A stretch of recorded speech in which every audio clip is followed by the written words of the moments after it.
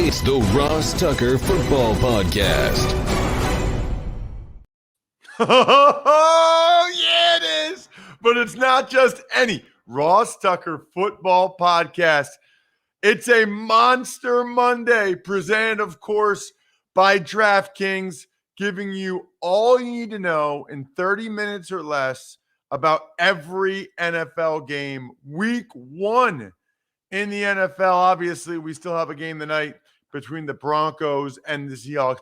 Before I give you my big takeaways from the action, and before I go through the only things you really need to know from each game, we got some winners because I forgot to give away winners on Friday, Bri. I want winners. I want people that want to win. I promised you that it would be somebody on Facebook that would be the Spread the Word winner. That's exactly what I did. Adam Sapersky, Ciperski. Congratulations, Adam. The sponsor confirmation email winner, Eric McGraw.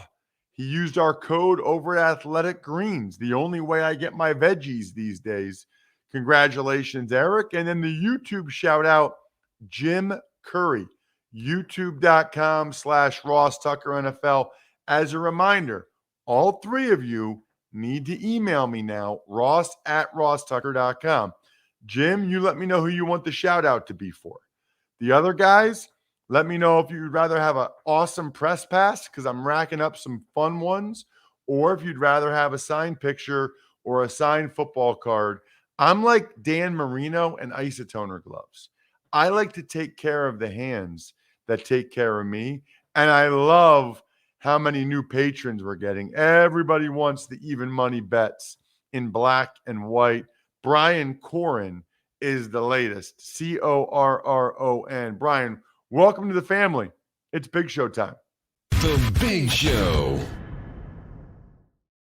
All right, Ross, as we do every week during the season, let's go over some overall themes before we break down each of these games. Week 1 in the NFL. Yeah, so the first thing, Bri, I would say is that, week 1's usually a deadline for contracts to get done. So Titans safety Amani Hooker, Raiders tight end Darren Waller, Bills safety Jordan Poyer, and Colts guard Quentin Nelson. By the way, $20 million a year to play left guard. That is amazing. That is incredible. Great for him. Wow. All those guys got new deals done. Not going to spend a lot of time talking about them, but they all got new deals done. No contract for Lamar Jackson. And I feel like some of the analysis surrounding it has been poor. I think I'm going to talk about that, though, Wednesday with our guest, because today is about breaking down the games, what happened. Here's some of my takeaways. I almost forgot, Bri, but I didn't. The red zone is such a phenomenal product. And what Scott Hansen calls the witching hour from 3:20 to 4:20, there's nothing else like that in sports, maybe with the possible exception of like the first 2 days of the NCAA tournament. That's the only other time where it's like action, bam, bam, bam, bam, bam. And like win or lose action at the end of games. It's just incredible. It's just an amazing product, absolutely amazing product. So some of the things that stood out to me, all right? Kickers and long snappers matter. First of all, ties suck. Everybody knows ties suck. This is America. I know that a lot of the folks across the pond, they're very used to draws. They don't see the big deal. I do. We do. It's a lot more common in soccer because of how low scoring it is. In a tie, everybody feels like they lost. Nobody derives the joy of mission accomplished. Your goal isn't to not lose. Your goal is to win. So if you don't win, you get no reward. So nobody in that Texans-Colts game got the reward for the week of work that they put in. I think it stinks. And I understand what they're trying to do. And obviously it wouldn't have mattered even if it was, first team to score gets it. But I still think there should be a better process to decide an outcome. That's my personal opinion. I think ties suck. Not a big fan.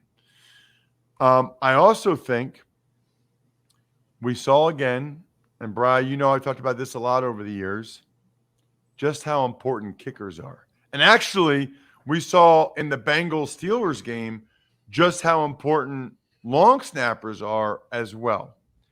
I still will tell you that I think it's a flaw in the sport. And yes, I know a lot of you have heard this before, but we always get new listeners. We get new people checking us out at youtube.com/RossTuckerNFL.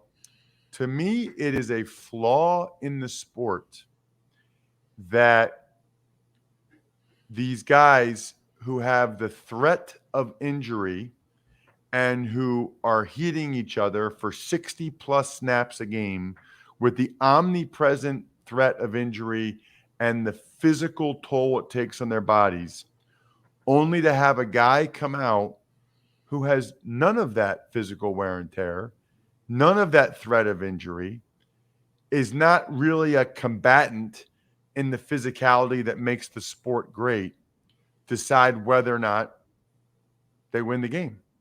I hate it. I mean, Blankenship comes out for the Colts. He misses, so they don't get to win. Randy Bullock comes out for the Titans. He misses, they don't get to win. For Cleveland, Cade York blasts a 58-yarder. Those guys got to win. For New Orleans, Will Lutz blasts a 50-some-yarder. Saints get to win. I am not anti-kickers. I'm anti-kicking because of how often it determines the outcome of games with someone doing something that's totally foreign to what everybody else is doing the entire rest of the contest. I don't like it. I also didn't like all of the delay of game and illegal substitution penalties that you just don't see very often later in the season, but we saw. I mean, brutal. Absolutely brutal. This is pro football. This is the NFL, and you're seeing things happen that shouldn't even happen in high school football, like multiple delay games, multiple illegal substitution penalties. And I don't know whether it cost teams the game or not, but it might want to make them reconsider some of these teams playing some of their guys a little bit more in preseason because it's unacceptable. Love the crazy comebacks. I mean, there were a bunch of like double-digit comebacks, which is awesome. Some of them they ended up winning, like the Giants. Some of them they still lost, like the Browns. But I'm a big fan, huge fan of comebacks because it's nice to know that your team is not out of it and they can come back and make a game of it. And then the other big theme, Bri, always is injuries.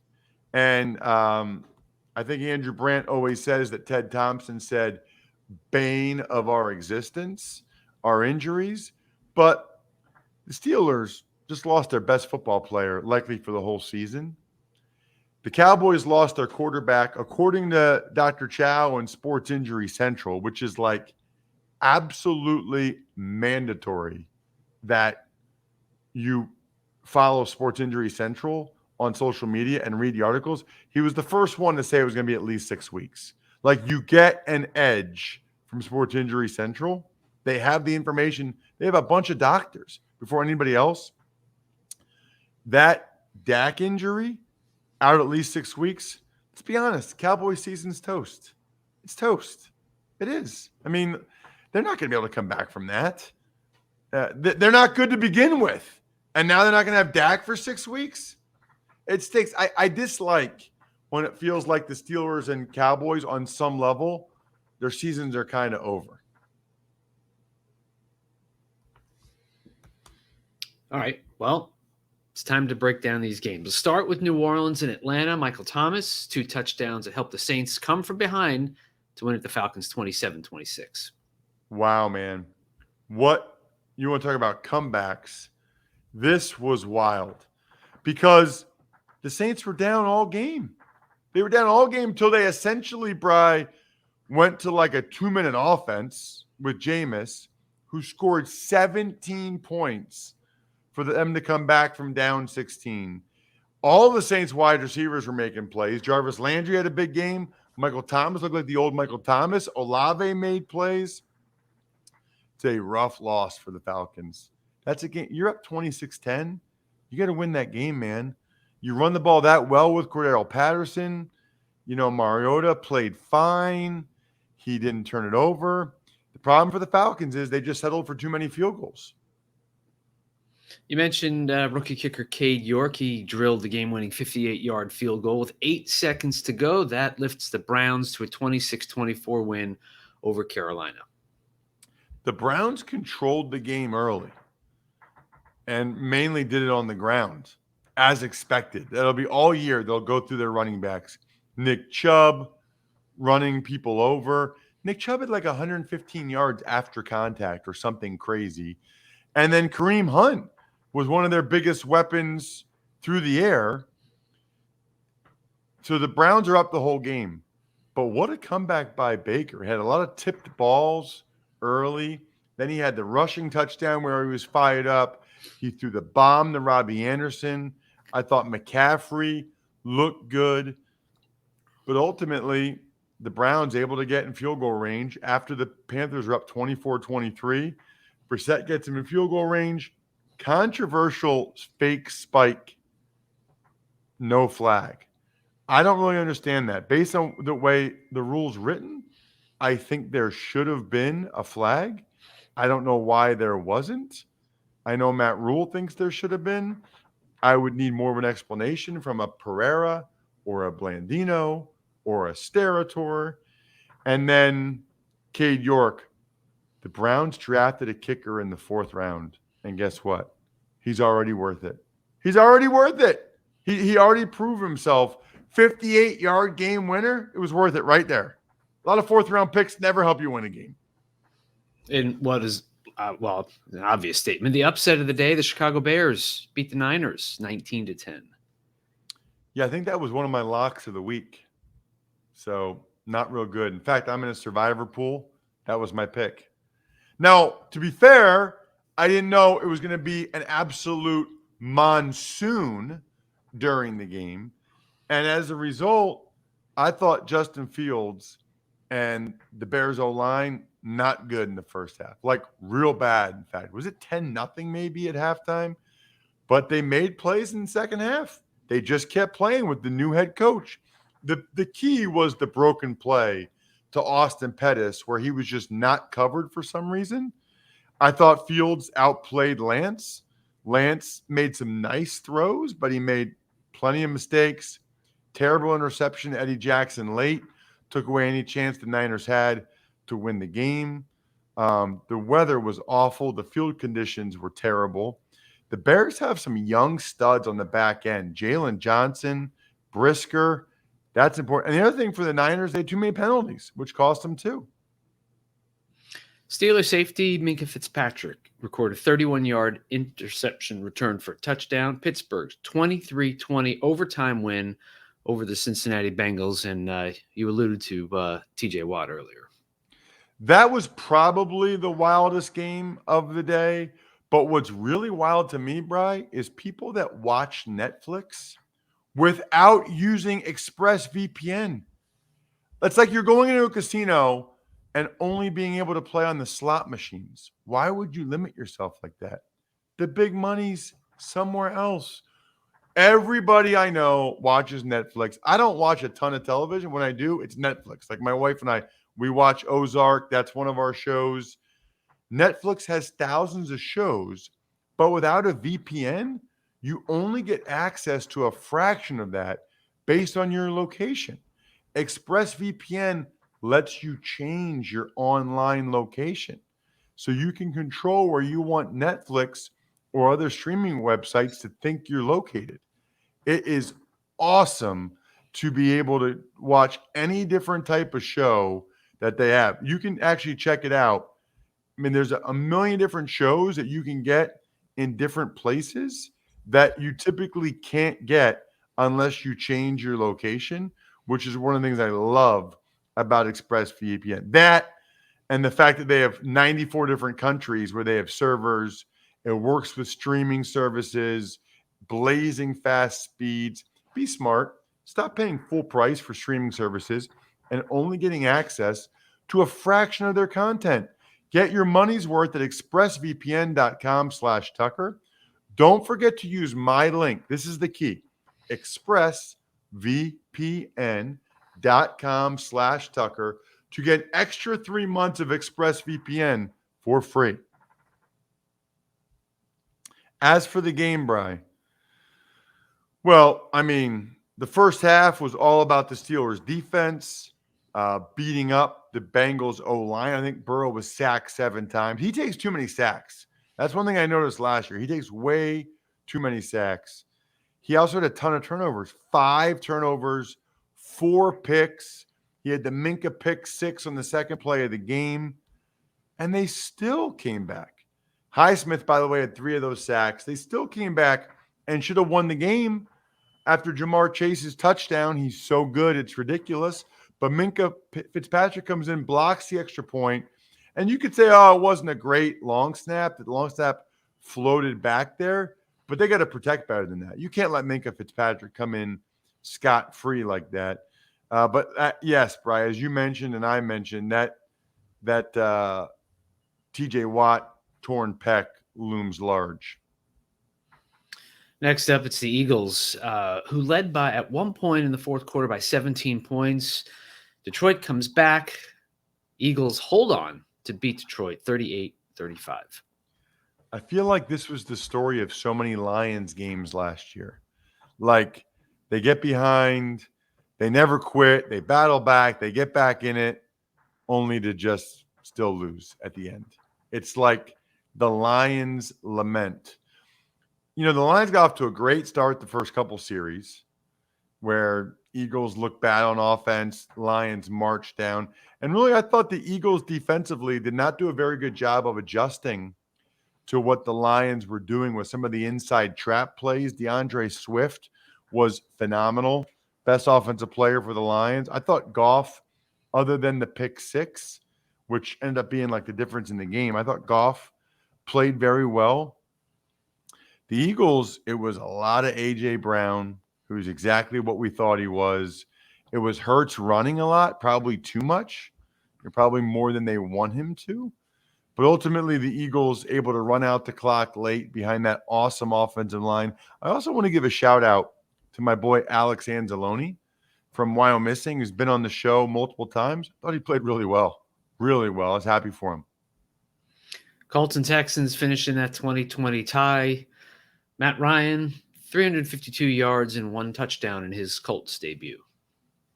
The Texans and Davis Mills got off to a great start. There were a couple of O.J. Howard touchdowns.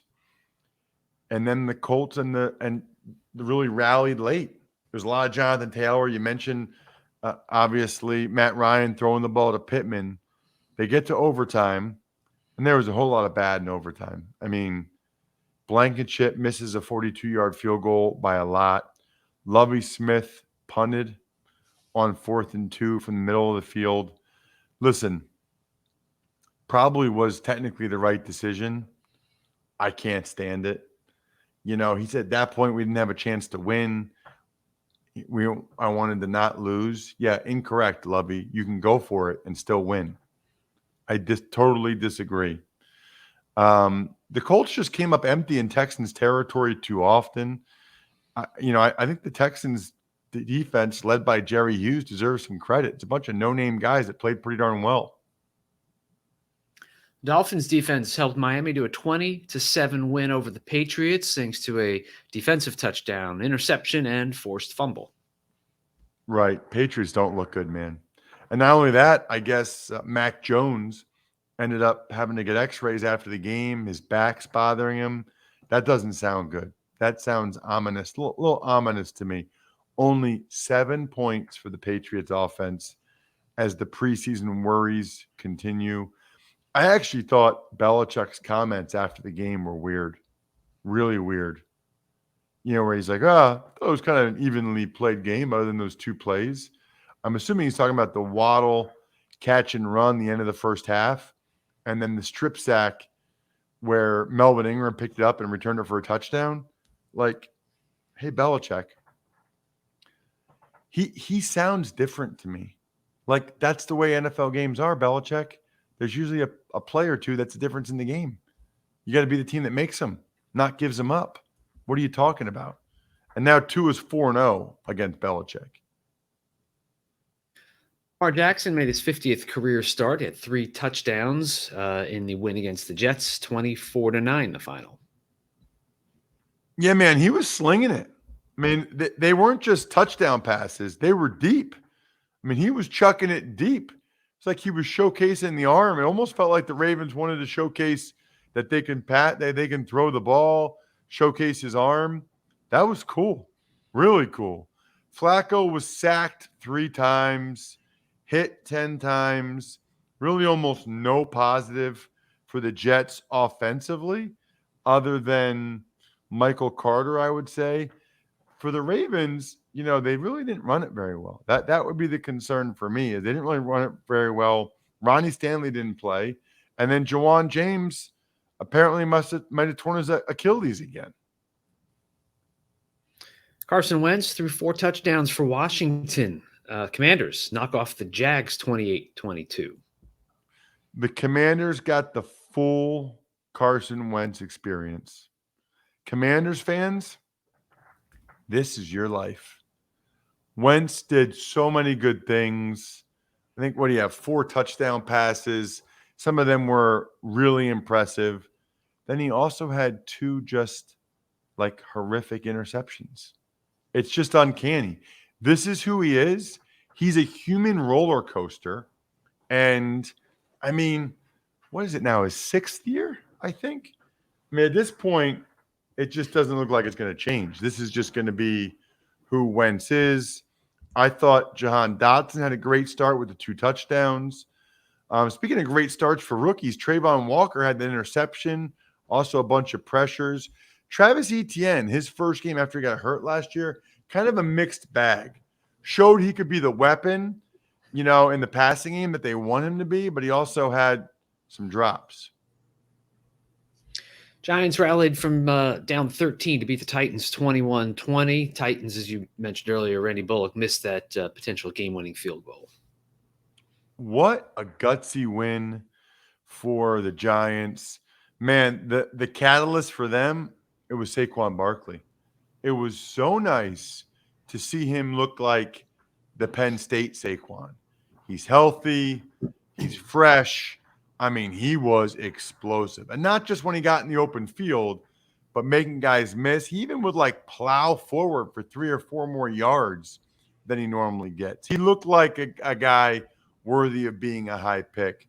As did, by the way, on the defensive side of the ball for the Titans, Jeffrey Simmons, awesome. Rashad Weaver played very well. You know, Daniel Jones had a terrible interception where he tried to force it to Saquon. I think he threw it right to Amani Hooker, the safety. And on the sideline, Brian Daboll was not happy, to say the least, talking with Daniel Jones about that play. How about Daboll? And I love this because if you watch the Even Money podcast or listen to it, I had the Giants getting 5.5 points. So I didn't want them to just kick the extra point and tie it, because then if the Titans score a touchdown, then I lose. So Brian Daboll went for 2. Now, Steve Fezzik said that's not the right decision in that instance, and he might be right because Tennessee got back down in field goal range and missed it. So it's not the right level of risk, but it worked out. Patrick Mahomes, 360 yards, 5 touchdowns, no interceptions. Chiefs, 44-21 over Arizona Cardinals. Yeah, I tweeted this, Bri, at Ross Tucker NFL, but no Tyreek, no problem for the Chiefs on offense, as Mahomes was amazing. Again, we almost take him for granted. You know, we almost are spoiled, but primarily to Travis Kelce, but lots of people got involved. Juju, Valdez-Scantling. Kyler Murray was not good. Looked like he was running for his life most of the game. wasn't getting rid of the ball quickly. He threw the ball away on a 4th down, 4th and 2, I think, which is a disgrace. Throw it up, give one of your guys a chance. It's 4th down. Thought both Karlaftis and Chris Jones were disruptive for that Chiefs defense. The rookie Karlaftis and Chris Jones seemingly is always good. Justin Herbert had his 13th game with at least 3 touchdowns. Chargers beat the Raiders 24-19. Bri, you were there. How was the food? Food did not disappoint as always at SoFi. Although it was more breakfast stuff, and I really wasn't in the mood for breakfast stuff. But they had I'll read it here. I've got it on my phone here. The menu. I took a picture of the menu.